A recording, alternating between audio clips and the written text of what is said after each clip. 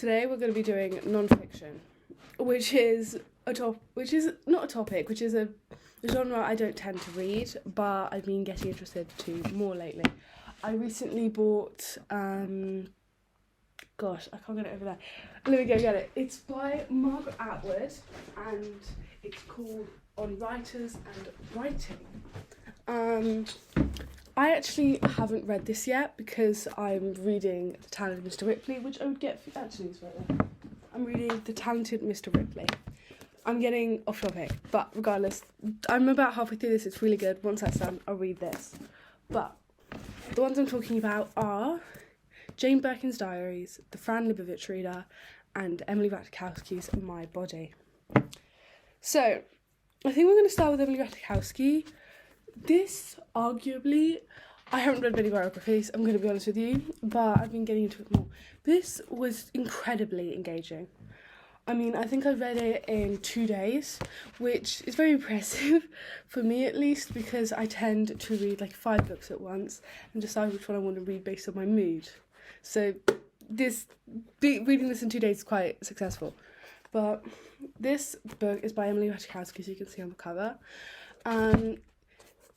I mean, it's not like a diary per se, but it's a collection of essays that take us through her life and the things she's dealt with, such as like the beginning.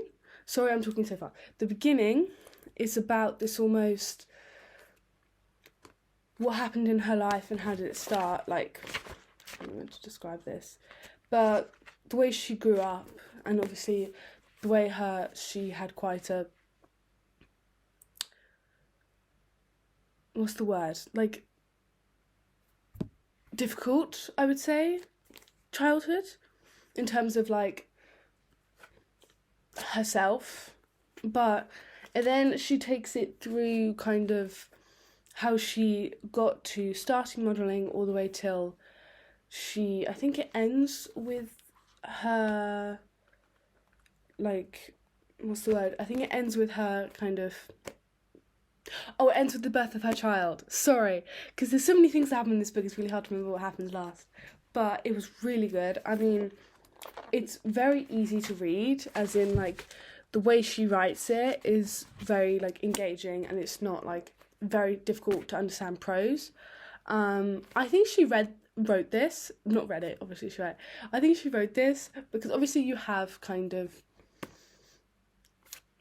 ghostwriters, but this, I don't know, I haven't checked if there's a ghostwriter, I probably should, but I thought it was an amazing book, I loved it.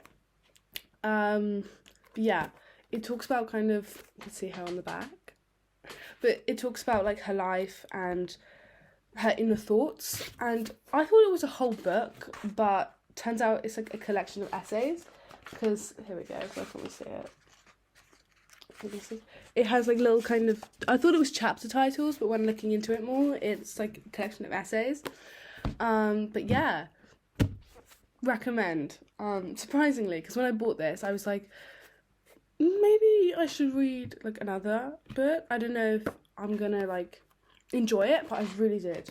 So, do you want to learn about that? Really do. Also, there is some kind of like triggering topics. She talks about kind of sexual assault and things like that. So, just a warning. Then the next two we have, obviously I'll do one at a time. We have Jane Birkin's Diaries and Fran Lebowitz, which I said earlier, which I've just realised. Jane Birkin is a 60s film singer star. She starred in like movies like The Blow Up and La Piscine. And this book takes us on a journey kind of through obviously like through the beginning of her life with as a child, obviously, and then it talks about, I'm like demonstrating the plot on like across the book, then it demonstrates her relationship with her first husband called John Barry, quite a famous guy. I think she was 18 when she married him, and then their divorce, and then she meets Serge Gainsbourg. And I hope I'm saying that right, because if I'm not, I feel really embarrassed. But it's the format is very real in a sense. Like, it's not her recalling it, the way it kind of works, which is a style I haven't seen before. Excuse my little pocketed notes where I like fold the page over. The way she's written it, or at least the way she's kind of made it into a book, is that she has the diary entry that she wrote at the time, because she kept, obviously, the diaries. And then below she'll kind of talk about the diary entry and what was happening in her life. So not only do we get what she was feeling at the time, but we also get an input from the older version of her, which is obviously organising and creating this book. I really liked it. Honestly, I really liked it, if I'm a little bit biased, because I love Jane Birkin. She's the reason I got this fringe, which is tragically quite greasy, so please ignore that. Yeah, I thought this book was incredible. It's quite, I mean, for a biography, it tends to be quite thick. At least I think you can see the difference. I don't know why yeah. It looks quite like, oh god, the lighting. But there's a clear kind of thickness difference. But it takes literally from all the way from her childhood till, when is it end? Until like 1982, where she's obviously a lot older. But it talks about many things. Like it talks about her jumping into the Seine in Paris to get the attention of Serge when they were in an argument, and it shows kind of like the little kind of details in her life that obviously you wouldn't be able to find on a Wikipedia or anything like that, which is really, really interesting. Unfortunately, she died, I think it was last year, but this is her book, so if you want to learn about her, I recommend it. It's very good. Also, I love the cover. Like that and the font on the bookshelf, amazing. And then finally, this is a little different to these two in terms of like style and the way it's written. It's still non-fiction, but these two are almost like diary entries, recollections. This Fran Lebowitz one, I'm seeing her in like November or September. It's in my calendar. But it's less kind of recollection of her life, but rather a collection of essays. She's very famous. She started as a columnist for Andy Warhol's magazine Interview. And she obviously wrote little kind of essays on her own. Fran Lebowitz in her lifetime released essays, wrote for the magazine / newspaper, and 2 books called Metropolitan Life and Social Studies. This book kind of collects them all in one, so it's got a collection of her essays and her 2 books, which is actually very helpful. This is not a reissue, but it's an issue of collection, because obviously the books were separate before this, but the books have been out of print for a long time, and to buy one on eBay is like £100. So this is an easy way to read the book, so I'm getting distracted. But it's very good. It's got a collection of essays. I mean, I can read a couple out for you, I think. I don't know how to kind of describe it. It's not kind of diaries, but it's just essays of her opinions. So like she has opinions on things, places, ideas, art, science, and then obviously the books, Metropolitan Life, and then it has, I don't know if you can see, like all kind of the not mini essays, I would say, but like mini, oh god, I forgot the word. Oh no, it is mini essays. It's mini essays. And then the second one is, gosh, this is like messing me up. And then you get all of these, and then social study. Oh my god, why is there such bad lighting? You get all these books, and then social study starts, and you get all of the essays. It's very funny. I mean, I've underlined some of my favourite passages, so see if we can find one here. Oh my god. I mean, there's the famous one, think before you speak, read before you think. That was a bit taken out of context. I mean, a lot of quotes in this book have actually been quite famous, I think. But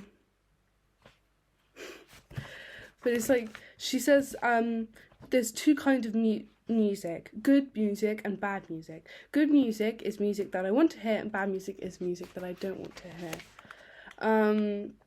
Gosh, why is it there's always so much like underlining when I'm not looking for it, but when I am, it's gone and disappeared. I think I'm gonna give up in a second if I don't find a good one. Okay, please let that be a good one that I can read to you. Oh god. I mean, I think everyone knows this quote because it's been like used and abused everywhere, but great people talk about ideas, average people talk about things, and small people talk about wine. I think everyone's heard that quote, or at least only I have. Oh, she has a little one. She has a little section called Tips for Teens. Obviously it's a joke, I'm a teenager, so I would know. But it's, she says, remember that as a teenager you are in the last stage of your life when you'll be happy to hear that the phone is for you. Also, stand firm in your refusal to remain conscious during algebra. In real life, I assure you there is nothing such as algebra. So, very good book. I loved it. I wish I had like another non-fiction book I'd show you, but I should have waited to make this video so I could read this, but I had an insatiable urge to do this one now, so this one had to wait. This will be in a future one. What else? I mean,